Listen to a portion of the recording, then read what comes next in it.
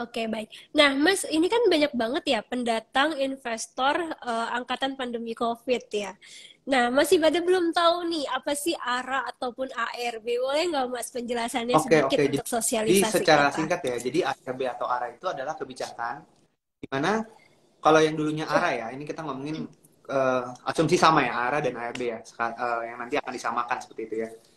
Itu jadi kebijakan di mana harga itu tidak bisa naik lagi lebih 35% atau tidak bisa lebih turun dari 35%. Seperti itu sih kurang lebih. Jadi range maksimal pergerakan untuk hariannya. Jadi berdasarkan kalau kita lihat itu fraktal harganya ya, kayak ibarat pecahan harganya tuh kalau yang fraksi 50 sampai 200 tuh bisa 35% ya. Dan kalau kita tahu kalau yang 2.000 sampai 5.000 itu bisa 25%. Kurang lebih seperti itu ya.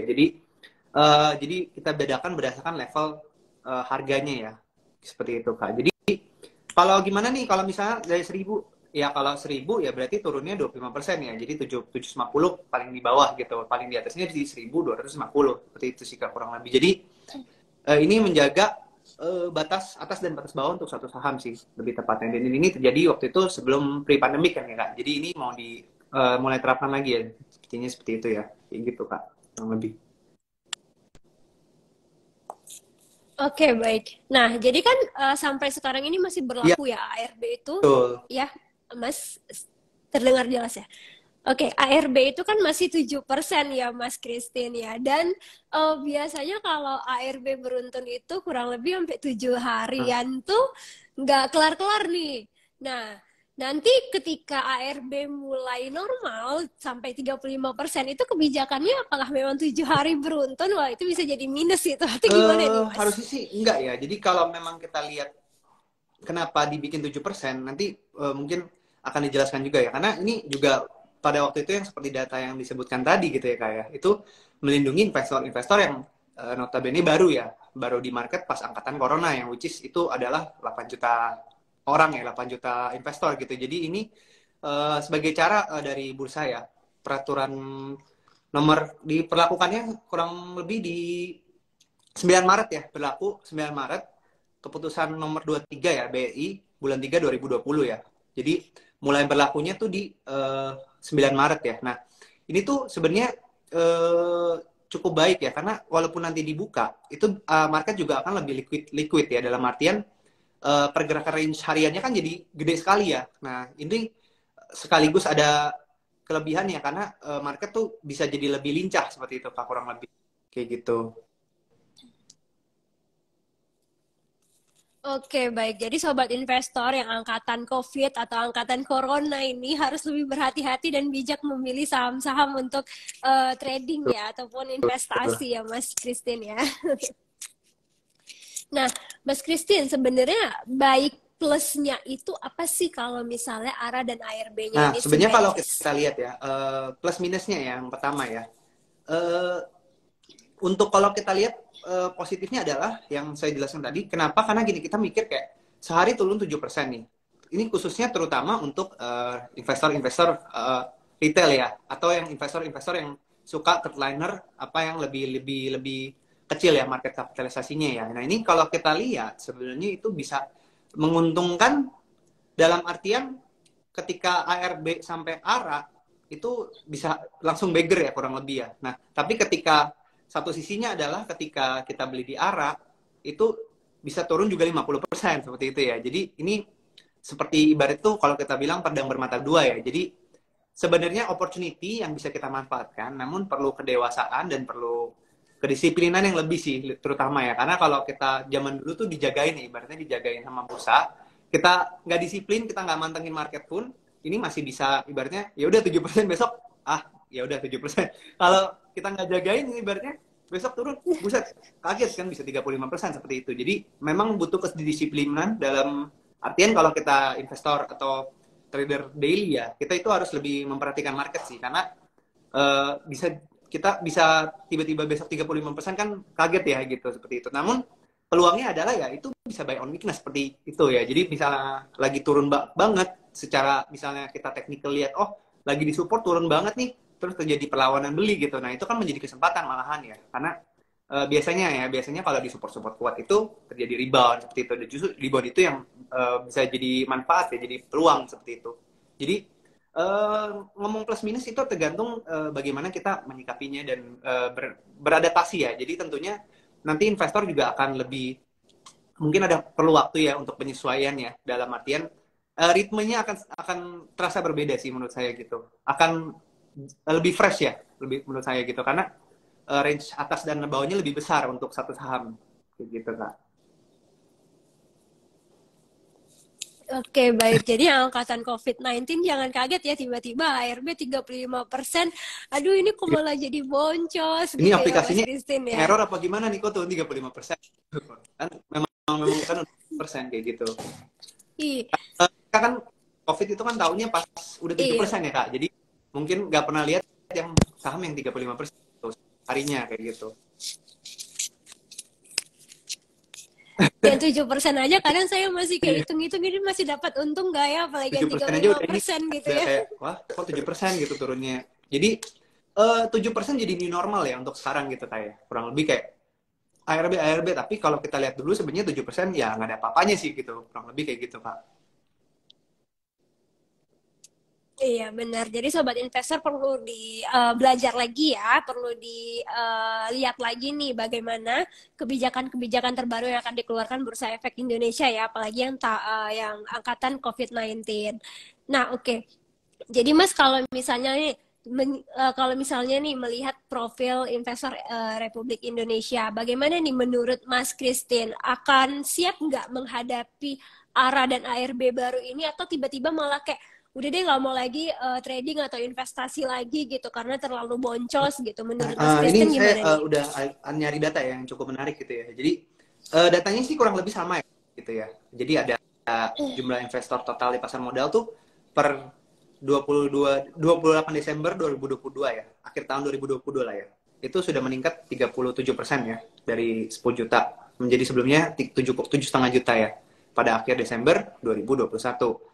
Nah, ini meningkat 9 kali ya. Jadi kita angkanya cukup fantastis ya. Jadi dalam 5 tahun, 6 tahun itu naik dari 1 juta sampai 10 juta gitu. Ini kan pertumbuhan yang eksponensial ya kalau kita bisa bilang ya, bukan linear ya. Jadi cukup cukup mungkin ada faktor kayak teman ngajak temen atau ngajak saudaranya siapa, yuk investasi yuk di saham gitu-gitu. Jadi ini juga menjadi faktor yang pendorong juga ya menurut saya ya. Nah, kita balik ke poin apakah siap sebenarnya. Nah, kalau kita lihat dari jumlah sebenarnya ya, dari jumlah mayoritas itu kan berarti 9 juta itu kurang lebih adalah angkatan baru ya ibaratnya ya. Masih di bawah 4 tahun atau 5 tahun. Namun saya rasa sih sudah cukup ya, sudah cukup dewasa masyarakat karena sudah cukup lama ya. 4 tahun tuh menurut saya juga cukup cukup waktu yang cukup lama untuk bisa berada di bursa gitu ya, kurang lebih dari 2017. Nah, kita lihat angka yang lebih detailnya ya. Jadi kira-kira tuh 1,5 juta tuh dari tahun 2020 ya. Jadi ini jumlahnya dari mana? Dari tahun kemarin dikurangi tahun sebelumnya. Jadi jumlah pertambahan per tahun gitu ya Kak. Kita lihat 1,5 juta tuh tahun 2020 nambahnya. Hampir 4 juta dari tahun 2021 dan hampir 2,5 juta lagi di tahun 2022. Artinya ini angka ini menggambarkan ini angkanya tumbuh sebesar hampir 8 juta dalam kurun waktu 3 tahun ya. Jadi gapnya jauh sekali. Jadi mungkin dari 2017 nambah sejuta 2 juta, dari 2019 itu 20 tuh 7-8 juta ya Kak.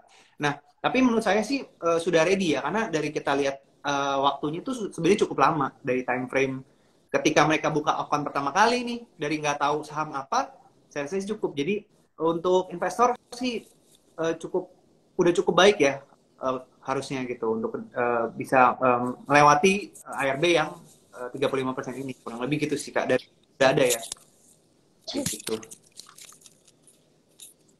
Oke, baik. Apalagi sekarang sosial media udah aktif berkembang sekali, jadi mudah-mudahan informasinya udah Ya. terdapat dengan baik ya, Mas Christine ya. Nah, Mas, kalau masalah saham-saham nih, saham-saham apa sebenarnya yang rentan fluktuasi atas Nah, kebijakan ini nih kalau menurut untuk Mas saham yang Christine? rentan itu, terutama gini, kita berkaca atau kita lihat dulu historinya yang 2020 dulu ya, ketika terjadi crash seperti itu sebelum terjadinya ARB asimetris ya. Jadi sebenarnya kalau untuk big caps aja, sebelum terjadinya ARB asimetris pun masih terjaga. Kenapa? Karena kalau kita lihat itu ARB-nya kan masih kurang lebih itu trading halt 5% ya. Jadi kalau kita tahu sendiri kan big caps itu mempengaruhi IHSG ya.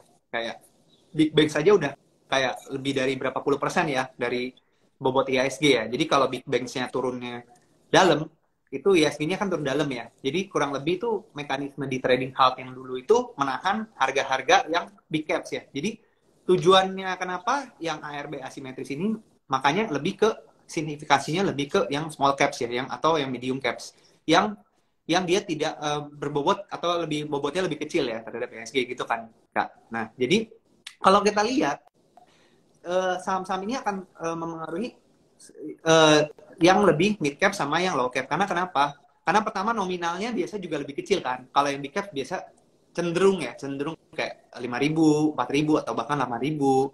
Nah, itu pun secara ARB pun udah beda kan, persentasenya juga udah lebih kecil.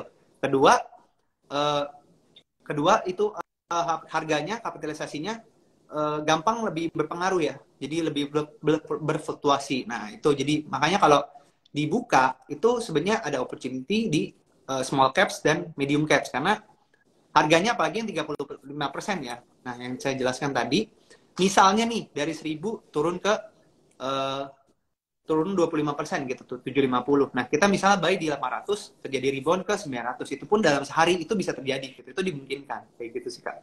Nah, kayak gitu. Oke, baik. Nah, jadi itu tadi kurang lebih penjelasan dari Mas Christian terhadap ARA dan ARB-nya ya, Mas ya. Nah, Mas kalau misalnya nih kita melihat saham, ada nih beberapa Ya, saham yang mau bagi dividen ya. nih, terutama saham BBCA ya. Dalam waktu dekat ini, boleh nggak kita lihat Oke, bagaimana teknikalnya siap, ini, siap. Mas? Technical BBCA ya. BBCA sendiri ini Iya. kemarin baca rebound ya. Sebenarnya 8.300 tuh entry point yang BBCA. Karena kalau kita lihat itu EMA 200 ini seperti pada umumnya EMA 200 merupakan support yang kuat ya. Jadi biasa cenderung ada rebound di EMA 200-nya. Nah, ini sudah mendekati resistance sebenarnya. Kalau kita bisa lihat ya, sebenarnya ada resistance satu di 8850 ya. Makanya hari ini mulai ada pelambatan. Jadi potensi koreksi untuk menutup gap terlebih dahulu ya untuk BBCA. Namun kalau secara tren masih kuat sih, terutama didukung oleh sentimen dan fundamental yang cukup baik ya, dan secara teknikal pun masih strong uptrend seperti itu ya Pak. Kayak gitu sih BCA. Jadi untuk short termnya ada koreksi untuk menutup gap aja sih. Jadi ini koreksi wajar sih, mengingat kan naiknya juga kalau kita ngomong blue chip naik kurang lebih 45% tuh cukup cukup besar ya untuk sekarang ya. Apalagi kalau kita lihat nilai transaksi perdagangan yang mengecil, ini hal yang fantastis gitu ya. Kalau kita lihat udah lama kan kayak yang blue chip itu belum terlalu bergerak ya. Ini mulai bergerak kan berarti mulai pasarnya mulai ini ya, mulai mulai tonnya mulai baik lagi gitu, kurang lebih kayak gitu. Dan nilai transaksi kemarin kan naik ya, terus mulai ada akumulasi lagi seperti itu. Oke, baik. Atau ini bergerak naik signifikannya karena mau pembagian dividen Sebenarnya nih, karena Mas Christine? pertama dividen ya, tapi kan kalau kita lihat juga secara financial report itu juga cukup baik ya performanya seperti itu Pak. Mungkin ada dari secara entry point jadi lebih menarik gitu secara valuasi gitu Kak. Oke, baik. Jadi ini setelah dividen nanti Ya, kebiasaan kan kalau saham-saham itu bakalan turun ya dengan koreksi. Nah, kalau BCA ini bagaimana nih, Mas? Apakah ada titik tertentu untuk ya biasa turunnya nanti setelah itu dividen atau hal yang bagaimana? wajar lah. Jadi kalau kita ngomong dividen itu nanti turun ya wajar biasa. Kayak kemarin aja Bank Mandiri itu turunnya dividennya 5%, turunnya juga kurang lebih 5% ya. Jadi itu fenomena yang biasa sih. Jadi kalau turun ini bagaimana kita strategi kita sebenarnya ya, kayak kita mau play dividend game, long game, atau kita mau ambil di support lagi gitu. Nah itu kan tergantung balik ke taktik atau kayak cara investor masing-masing ya kayak. Nah jadi kalau bagi yang mau ambil dividen ya kemungkinan ada koreksi. Cuman kalau untuk long term ya masih still still bullish lah untuk BCA seperti itu. Pandangan lebih long termnya ya kak kayak gitu. Oke, baik. Nah, Mas Christine, ada pertanyaan nih dari Dinar Aljaidi, sektor keuangan bagaimana dong, Mas Christine? Sektor keuangan itu sektor eh, perbankan Mungkin juga kali ya perban maksudnya ya? atau Sektor-sektor, kali ya. Kan pada mikir orang nyambung sek nggak sih sama yang SPB sama yang Credit Suisse gitu ya. Mungkin Iya, benar-benar. Jadi sektor-sektor yang masih dikhawatirkan sampai sekarang itu yang ada hubungannya dengan Credit Suisse ataupun SVB kemarin ya, Mas Christine ya. kalau Kalau itu SVB tanggapannya bagaimana sendiri nih, ya, Mas? kemarin juga kita lihat datanya itu sebenarnya lebih ke berpengaruh ya. Demand itu lebih memberatkan ke startup tech gitu sih, tech company atau startup company. Jadi kita lihat itu lebih berpengaruh ke yang hmm, saham-saham tech seperti itu akan lebih tertekan karena kalau kita lihat kan sekarang tuntutannya ya, tuntutan untuk startup company itu juga makin tinggi, makin berat. Karena kenapa? Kalau kita lihat dulu mereka masih mau bakar, ibaratnya bakar uang gitu ya. Sekarang mereka agak stop nih untuk dia mengalokasikan untuk di ibaratnya ditaruh walaupun rugi nggak apa-apa deh kita mau terus funding. Nah, ini akan terjadi masalah ketika yang kemarin harga bond kemarin ya itu harga bond itu yieldnya turun karena banyak yang beli ya, itu akan berimpact pada bank itu kan. Nah, jadi kita lihat adalah pendanaan tuh berkurang karena kita lihat aset lebih tidak beresiko aja bunganya sudah menarik nih dilihat di investor kan. Makanya ada perpindahan uang yang cukup besar gitu dari yang lebih beresiko ke lebih tidak beresiko. Nah, seperti itu sih. Nah, untuk Credit Suisse juga itu sebenarnya ya itu pengaruh, cuman kayaknya sepertinya sudah belajar dari pengalaman ya. Jadi kayak udah ada upaya juga kan untuk bailout dan lain-lain seperti itu. Jadi ini kita masih lihat kembangannya seperti apa sih. Dan terutama keputusan yang kemarin ya, itu keputusan yang penting ya untuk The Fed ya. Di mana The Fed itu hanya menaikkan bunga sebesar 0,25%, yang sebenarnya itu sudah dalam konsensus market ya, dalam konsensus analis juga ya, kayak 70%, 70-an persen bilang, oh paling kalau nggak 0,25 atau nggak naik sama sekali nih. Karena si The Fed pun mau ingin walaupun ingin menurunkan inflasi juga dia ingin ibaratnya menyelamatkan atau memberi napas ya kepada bank-bank tersebut. Jadi kalau kalau naik terus kan jadi lebih berat gitu seperti itu. Ini ibarat pause dulu. Oke, baik. Tapi katanya The Fed itu bakalan menaikkan sampai pertengahan tahun ini ya, Mas ya, untuk Untuk suku suku bunganya ya. bunganya saya belum lihat lagi ya beritanya, cuman akan memperlambat sih ya gitu. Jadi tone-nya akan lebih lebih nggak curam gitu kayak gitu. Jadi akan lebih berat kalau misalnya suku bunganya naik terlalu curam gitu kak, kayak gitu. Kalau dia naik, berbeda kalau dia naiknya Oke, signifikan signifikan terus kayak gitu. Ada waktu untuk adjustment seperti itu. oke, baik. Mudah-mudahan keputusan The Fed keputusan yang terbaik ya, Mas Chris. Oke, baik. Mas Christine, itu tadi pertanyaan dari Sobat Investor. Terima kasih banyak, Mas, untuk waktunya siang hari ini, Mas Christine. Boleh dong terakhir saham-saham pilihan yang bisa ditradingin dalam satu Oke, dua hari ini, Mas Christine. sebelumnya saya mengucapkan juga terima kasih ya waktunya Kak untuk di IDX ini. Semoga bisa membantu investor-investor dan trader sekalian ya dalam uh, tahu bahwa apa kebijakan ARB itu seperti apa dan kurang lebih gambaran kita ke depannya kayak gimana, kurang lebih kayak gitu. Untuk watchlist saham hari ini ada sebenarnya kita lihat ada beberapa ya. Sebenarnya udah lihat dari tadi pagi gitu ya.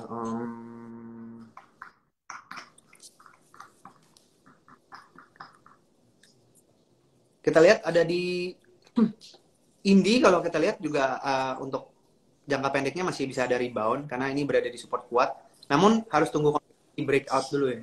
By the way, ini untuk edukasi ya teman-teman. Jadi ini keputusan disclaimer on, Disclaimer, disclaimer beli on, bukan masuk ajakan jual uh, ataupun beli. keputusan Oke. investor seperti itu ya. Jadi kalau Indi itu dia ada double bottom ya di time frame lebih kecilnya. Kalau dia bisa break 2130 itu bisa mengalami penguatan ke 2260 ya secara jangka. Supportnya ada di 2060. Lalu kalau kita lihat lagi yang lain, itu ada di sebenarnya menarik ini adalah saham-saham ini yang terpengaruh oleh lebaran. Secara teknikal tuh menarik. Secara teknikal tuh menarik. Misalnya kayak Asus ini menarik, Ralphs ini menarik, Sido juga consumer good menarik seperti itu. Iya, karena kalau kita lihat itu Oh Asus iya. sekarang sudah berada di support kuat di kurang lebih di 460 ya. Nah ini mulai ada rebound-reboundnya. Stokastiknya juga mulai mengarah ke atas. Ini support kuat ada di 440 ya. Nah kurang lebih kita bisa cari buy on weakness di 460-an. masih ada potensi untuk rebound. Lalu di SIDO juga masih menarik karena secara jangka panjang itu sebenarnya membentuk inverted head and shoulders ya. Dari jangka panjangnya sudah di break dan kemarin mengalami fenomena pullback ya namanya kalau di technical itu atau retracement.